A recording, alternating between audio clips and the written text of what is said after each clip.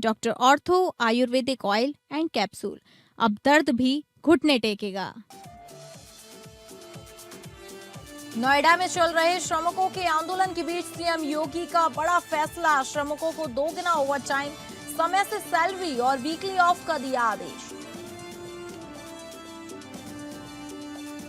लखनऊ में राज्यपाल आनंदीबेन पटेल और मुख्यमंत्री योगी ने किया आदर्श माध्यमिक विद्यालय के नए भवन का उद्घाटन। हमारा जन भवन नामक पुस्तक का भी किया विमोचन। कार्यक्रम में सीएम योगी ने कहा, शिक्षण संस्थान का आदर्श मॉडल बना नया भवन। सीएम ने बच्चों को दिया वैध जीवक का उदाहरण। भाजपा राष्ट्रीय महासचिव विनोद तावड़े का लखनऊ दौरा, बीजेपी पार्टी कार्यालय पर बीजेपी प्रदेश अध्यक्ष पंकज चौधरी, संगठन मंत्री धर्मपाल सिंह और अन्य नेताओं के साथ की हाई लेवल मीटिंग। बैठक में यूपी में भाजपा संगठन को मजबूत करने, विभिन्न आयोग निगमों और बोर्ड के गठन और योगी सरकार में संभावित विस्तार को लेकर चर्चा।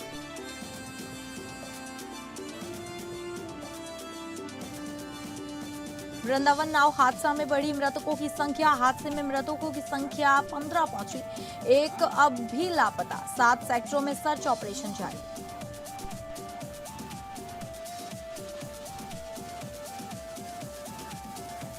नमस्कार, आप सभी का स्वागत है उत्तर प्रदेश बुलेटिन में और मैं हूं आपके साथ अंकिता सिंह। शुरुआत करेंगे बुलेटिन की, जहां नोएडा की विभिन्न फैक्ट्रियों में काम करने वाले कर्मचारी वेतन वृद्धि की मांग को लेकर कई दिनों से धरना प्रदर्शन कर रहे हैं। आज नेतृत्वहीन कर्मियों का प्रदर्शन उग्र हो गया। वहीं कर्मियों ने सड़क पर उतरकर प्रदर्शन करते हुए जाम लगाया, पुलिस के वाहनों को आग के हवाले कर दिया। नोएडा में चल रहे श्रमिकों के आंदोलन के बीच यूपी सरकार ने बड़ा फैसला लिया है। मुख्यमंत्री योगी आदित्यनाथ ने कर्मचारियों को समय से दोगुना ओवरटाइम भुगतान करने का आदेश दिया है।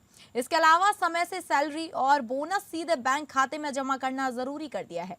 उच्च स्तरीय समीक्षा बैठक में मुख्यमंत्री ने निर्देश दिए कि सभी औद्योगिक विकास प्राधिकरण अगले 24 घंटे के भीतर औद्योगिक संगठनों, उद्योग प्रतिनिधियों और इकाई प्रबंधन से सीधा संवाद स्थापित करें और समस्याओं का समाधान संवाद के माध्यम से प्राथमिकता पर सुनिश्चित करें। एक आधिकारिक बयान में कहा गया कि मुख्यमंत्री योगी आदित्यनाथ ने निर्देशों के तहत गौतम बुद्ध नगर प्रशासन ने औद्योगिक इकाइयों के लिए कड़े नियम लागू किए हैं, जिससे यह जिला राज्य में श्रम सुधारों का एक मॉडल बन रहा है। डीएम मेघा रूपम ने औद्योगिक इकाइयों के प्रतिनिधियों के साथ बैठकें की और श्रमिकों के अधिकारों की रक्षा के लिए महत्वपूर्ण निर्देश जारी किए।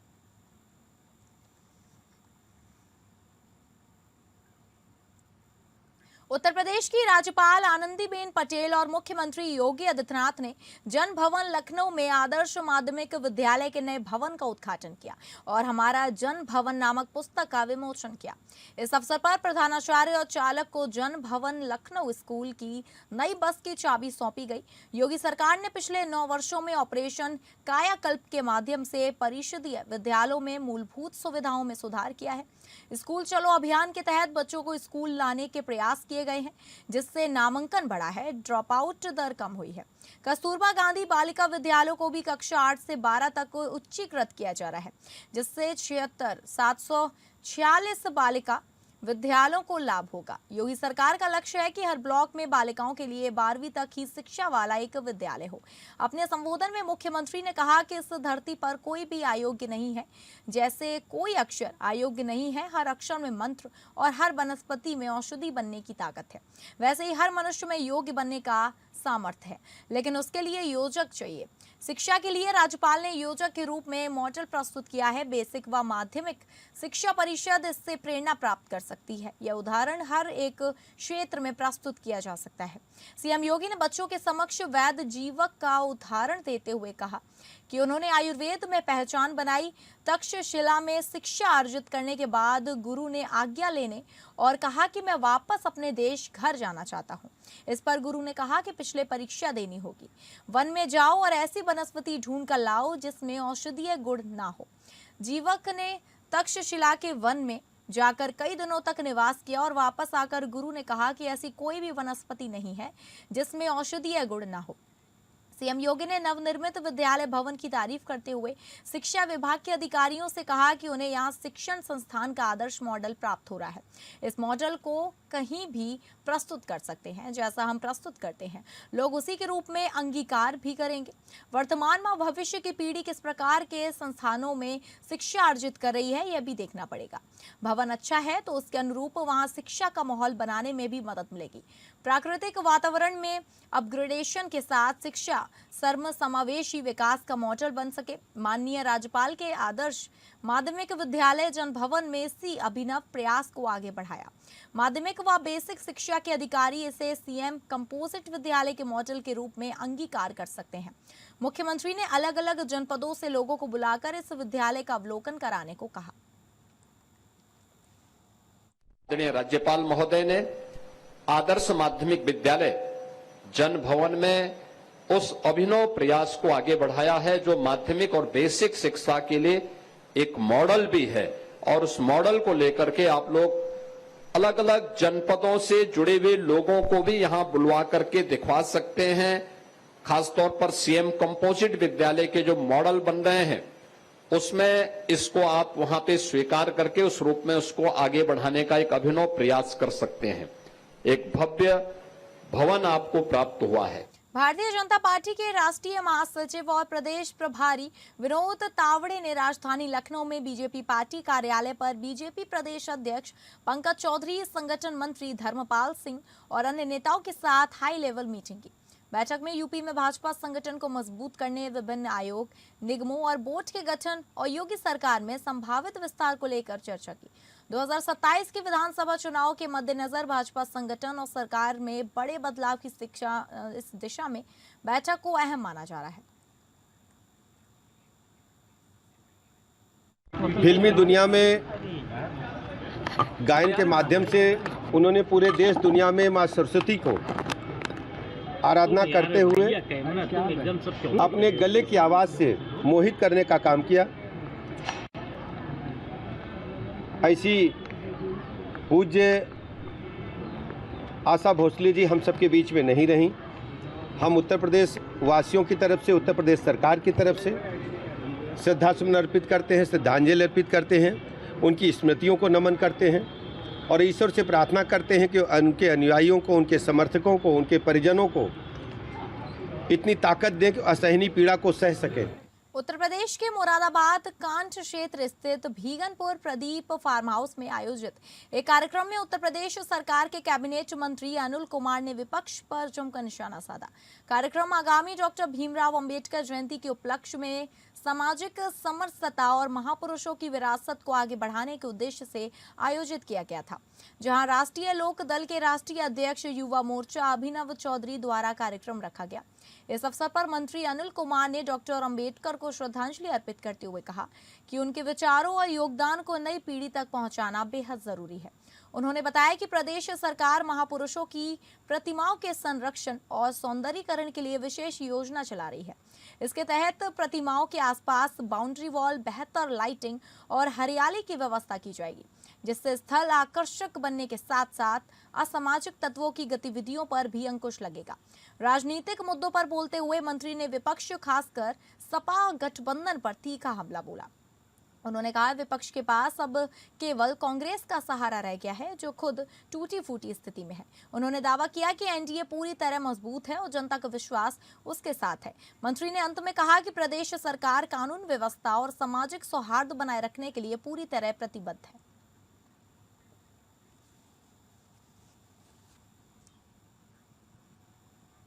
वृंदावन के केसी घाट के निकट यमुना नदी में 10 अप्रैल को हुए दर्दनाक नाव हादसे में मृतकों की संख्या बढ़कर अब 15 हो गई है, जबकि एक व्यक्ति अभी भी लापता है। पुलिस अधीक्षक ग्रामीण के अनुसार हादसे के दिन 10 शव बरामद हुए थे और 18 लोगों को सुरक्षित रेस्क्यू किया गया था। बाद में 3 और शव मिले। इसके बाद 13 अप्रैल को 2 और शव बरामद किए गए। आज सुबह एक महिला का शव बंगाली घाट से तथा एक पुरुष का शव देवराहा बाबा आश्रम की ओर से बरामद हुआ। बरामद शवों का पंचनामा भरकर पोस्टमार्टम की कार्यवाही की जा रही है। लापता लोगों की तलाश के लिए प्रशासन ने पूरे क्षेत्र को 7 सेक्टरों में विभाजित कर सर्च ऑपरेशन चलाया जा रहा है। रेस्क्यू ऑपरेशन में एनडीआरएफ, एसडीआरएफ और स्थानीय प्राइवेट गोताखोर लगातार यमुना में तलाशी अभियान चला रहे हैं। प्रशासन द्वारा सर्च ऑपरेशन को और प्रभावी बनाने के लिए ड्रोन कैमरों की मदद भी ली जा रही है, ताकि नदी के दूरस्थ और गहरे क्षेत्रों में भी तलाश ली जा सके। वहीं प्रशासन के अनुसार अभी भी एक व्यक्ति लापता है, जिसकी तलाश के लिए अभियान लगातार जारी है। अधिकारियों ने कहा कि जब तक अंतिम व्यक्ति का पता नहीं चल जाता, तब तक सर्च ऑपरेशन जारी रहेगा। और मथुरा में दिनांक 10 अप्रैल 2026 को वृंदावन केसी घाट के निकट यमुना नदी में एक दुखद नाव पलटने का जो हादसा हुआ था, उसमें जो सूचना मिलने पर पुलिस और प्रशासन का जो इमरजेंसी रिस्पांस सिस्टम है उसके द्वारा लोगों को रेस्क्यू किया गया था। 10 शव उस दिन प्राप्त हुए थे। 18 लोगों को कुल सुरक्षित रेस्क्यू कर दिया गया था। उसके बाद से 6 लोग मिसिंग थे, जिनमें से 300 कल तक प्राप्त हो चुके थे। आज सुबह एक महिला का शव बंगाली घाट में प्राप्त हुआ है और एक पुरुष का शव वो देवरा बाबा आश्रम की तरफ प्राप्त हुआ है। उत्तर प्रदेश के फतेहपुर जनपद में एक सनसनीखेज मामला सामने आया है, जहां साली को लेकर भाग रहे कार सवार जीजा ने 2 बाइक सवारों को रौंद दिया, जिसमें 3 की मौत हो गई और 4 लोग गंभीर रूप से घायल हो गए। घटना से पूरे क्षेत्र में हड़कंप मच गया है। बताते चले कि एक सप्ताह पहले आरोपी दीपक सोनी अपनी 15 साल की नाबालिग चचेरी साली को भगा कर ले गया था। मामले में रविवार शाम चौकी में पंचायत हुई, लेकिन कोई समझौता नहीं हो सका। पंचायत के बाद दीपक साली को कार में लेकर जा रहा था, जिसे परिजनों ने रोकने की कोशिश की। पीछा कर रहे लोगों ने कोरवा के पास कार रोकने का प्रयास किया। इस दौरान दीपक ने तेज रफ्तार में कार चढ़ा दी, जिससे 3 लोगों की मौत हो गई। घटना के बाद मौके पर पुलिस अधीक्षक भारी पुलिस बल के साथ मौके पर पहुंचे और 3 टीमें गठित कर जांच शुरू कर दी। ये 112 को सूचना मिलती है, ग्राम कोरवा है, थाना बंदकी में। उसके पास एक 4 पहिया गाड़ी से 2 बाइकों का एक्सीडेंट होता है। उसमें से बताया जाता है कि एक बाइक पे 3 लोग सवार थे और एक बाइक पे एक और फैमिली आ रही थी, पति पत्नी और उनका 2 बच्चे थे, वो सवार थे। और एक्सीडेंट में जिसमें जो पहली वाली बाइक थी उसमें 3 लोग, 2 लोग तो मौके पे ही डेथ कर गए थे और तीसरे को जब यहाँ पे सदर अस्पताल लाया गया तो उसको डेड डिक्लेयर कर दिया है। दूसरे जो बाइक पे चल रहे थे सवार पति पत्नी, अभी उनका ट्रीटमेंट चल रहा है और वो नॉर्मल है, क्रिटिकल नहीं है और बहुत जल्द उनको डिस्चार्ज कर लिया जाएगा। हरदोई में गैस सिलेंडर की किल्लत और वितरण में अव्यवस्था से नाराज उपभोक्ताओं ने कटरा बिल्हौर नेशनल हाईवे पर जाम लगा दिया।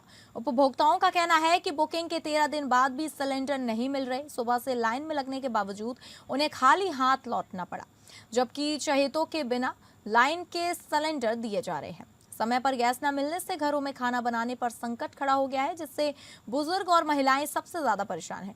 प्रदर्शनकारियों ने प्रशासन से गैस वितरण में पारदर्शिता लाने और पक्षपात रोकने की मांग की है। सूचना मिलते ही कोतवाली प्रभारी विजय कुमार पुलिस बल के साथ मौके पर पहुंचे। उन्होंने एजेंसी संचालक प्रमोद सिंह को व्यवस्था सुधारने की कड़ी हिदायत दी और लोगों को शांत कराकर जाम खुलवाया। खबर का रुख करेंगे, जहां कानपुर के थाना बेकनगंज क्षेत्र में नौकरी दिलाने के नाम पर युवकों से ठगी कर उन्हें विदेश भेजने का चौंकाने वाला मामला सामने आया है। 22 अप्रैल को एक पीड़ित ने पुलिस को सूचना दी थी कि उससे करीब 3 लाख रुपए की ठगी कर उसे थाईलैंड के रास्ते कंबोडिया भेजा गया, जहां उसे जबरन साइबर फ्रॉड कराने का प्रयास किया गया। मामले की गंभीरता से लेते हुए स्वैट टीम और बेकनगंज थाना पुलिस ने त्वरित कार्रवाई करते हुए 2 आरोपियों को गिरफ्तार कर लिया। पूछताछ के दौरान आरोपियों ने खुलासा किया कि वे कम शिक्षित युवकों को नौकरी का लालच देकर कंबोडिया भेजते थे और वहां उनसे साइबर ठगी कराते थे। जांच में अब तक 6 लोगों को कंबोडिया भेजे जाने की जानकारी सामने आई है, जिसमें से 3 लोग भारत वापस लौट चुके हैं, जबकि अन्य के बारे में जानकारी जुटाई जा रही है। पुलिस अन्य आरोपियों की तलाश में जुटी है और साक्ष्य संकलन के साथ विधिक कार्रवाई जारी है।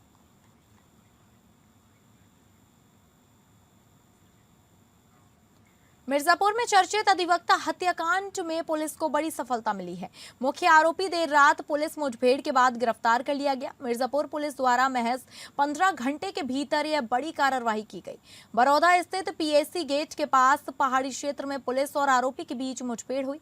इस दौरान पुलिस की जवाबी कार्रवाई में आरोपी के पैर में गोली लगी, जिसके बाद उसे गिरफ्तार कर लिया गया। बता दें कि शनिवार सुबह करीब 7 बजे अधिवक्ता राजीव सिंह को उनके घर के बाहर गोली मार दी गई। वारदात को अंजाम देने के बाद आरोपी मौके से फरार हो गया। घटना के बाद से ही पुलिस पर आरोपी की जल्द गिरफ्तारी और एनकाउंटर का दबाव बना हुआ था। पुलिस ने त्वरित कार्रवाई करते हुए आरोपी को धर दबोचा। फिलहाल घायल आरोपी को इलाज के लिए अस्पताल में भर्ती कराया गया है और आगे की कानूनी कार्रवाई जारी है। थाना कोतवाली कटरा पर पंजीकृत अभियोग संख्या 97/26 का जो नामजद अभियुक्त है, इसका नाम राजेंद्र सोनकर पुत्र स्वर्गीय शोभा सोनकर है। ये मुठभेड़ में घायल हुआ है। आज पुलिस टीम द्वारा कुछ समय पूर्व रॉबर्ट्सगंज तिराहे पर चेकिंग की जा रही थी। उस चेकिंग के दौरान एक संदिग्ध आया और ये व्यक्ति पुलिस को देखकर भागने लगा। पुलिस ने इसका पीछा किया। पीछा करने के दौरान जो पीएसी के आगे की रोड है, वहाँ पर इसने पुलिस पार्टी पर फायरिंग शुरू कर दी। पुलिस पार्टी ने भी जवाबी कार्रवाई करते हेतु आत्मरक्षार्थ फायरिंग करी, जिसमें इस व्यक्ति के दोनों पैरों में गोली लगी है। पीलीभीत में एक हैरान कर देने वाला मामला सामने आया है। बीसलपुर कोतवाली में तैनात 3 हेड कांस्टेबलों को एक आरोपी के साथ जन्मदिन का जश्न मनाना महंगा पड़ गया। सोशल मीडिया पर वीडियो वायरल होने के बाद पुलिस अधीक्षक सुकीर्ति माधव ने त्वरित कार्रवाई करते हुए तीनों पुलिसकर्मियों को तत्काल प्रभाव से निलंबित कर दिया है।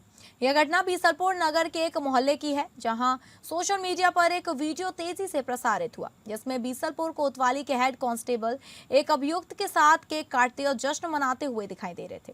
पुलिसकर्मियों की इस कार्यप्रणाली से कानून व्यवस्था और पुलिस की छवि पर गंभीर सवाल खड़े कर दिए हैं। वीडियो का संज्ञान लेते हुए पुलिस अधीक्षक ने मामले की विभागीय जांच के आदेश दिए। प्रारंभिक जांच में पाया गया कि पुलिसकर्मियों द्वारा एक अपराधी के साथ सार्वजनिक रूप से मेल जोल बढ़ाना और जश्न में शामिल होना। पुलिस की पुष्टि होते ही एसपी ने सख्त रुख अपनाते हुए तीनों हेड कांस्टेबलों के निलंबन की फाइल पर मोहर लगा दी।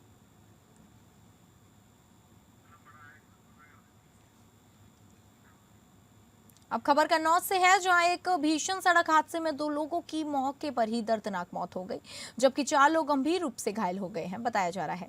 यह घटना छिबरामऊ कोतवाली क्षेत्र के बहबलपुर के पास की है। जानकारी के मुताबिक कोयले से लदा एक तेज रफ्तार ट्रक तालग्राम से छिबरामऊ की ओर जा रहा था। तभी सड़क किनारे गड्ढा होने की वजह से ट्रक अनियंत्रित होकर पलट गया।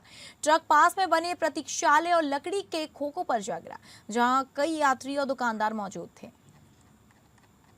छिबरामऊ कोतवाली क्षेत्र तालिग्राम रोड पर एक दर्दनाक सड़क हादसा हुआ है, जहां एक तेज रफ्तार ट्रक सड़क के किनारे पलट गया। सड़क के किनारे एक प्रतीक्षालय बना था, वहां पर कई ग्रामीण मौजूद थे। बगल में एक लकड़ी की खोखे में समोसे की दुकान थी, वहां भी लोग मौजूद थे। ऐसे में कोयले के ट्रक के नीचे दबकर 2 लोगों की घटनास्थल पर ही दर्दनाक मौत हो गई और 4 लोग गंभीर रूप से घायल हो गए। घटना की सूचना जैसे ही छिबरामऊ क्षेत्रीय विधायक बीजेपी अर्चना पांडे को लगी, वो स्वयं घटनास्थल पहुंची और पुलिस की टीम के साथ रेस्क्यू कराया, सभी घायलों को अस्पताल में भर्ती कराया। घटना की सूचना मिलने पर जिले के डीएम आशुतोष मोहन अग्निहोत्री, एसपी विनोद कुमार भी छिबरामऊ के सौसैया अस्पताल पहुंचे और उन्हें घायलों को बेहतर इलाज करने का तत्काल डॉक्टरों को निर्देश दिया। फिलहाल घटना किन कारणों से हुई है, कारणों का पता लगाया जा रहा है और घटना का संज्ञान लेकर कन्नौज लोकसभा सांसद समाजवादी पार्टी अखिलेश यादव की तरफ से 1 लाख रुपए मदद की घोषणा भी की गई है। फिलहाल जिले के अफसर है घटना स्थल पर मौजूद है और घटना के कारणों का पता लगाया जा रहा है। डीएम आशुतोष मोहन और एसपी विनोद कुमार ने बताया है कि ट्रक के लोकल का ट्रक छिबरामऊ का था। ट्रक के ऊपर एफआईआर कराई जा रही है। मृतक के शवों को कब्जे में लेकर पीएम हाउस भेजा जा रहा है। जो घायल है उनको बेहतर इलाज के लिए निर्देश दिए गए हैं। AP news Kannauj, Dilip Kashyap. तो फिलहाल उत्तर प्रदेश बुलेटिन में बस इतना ही। नमस्कार।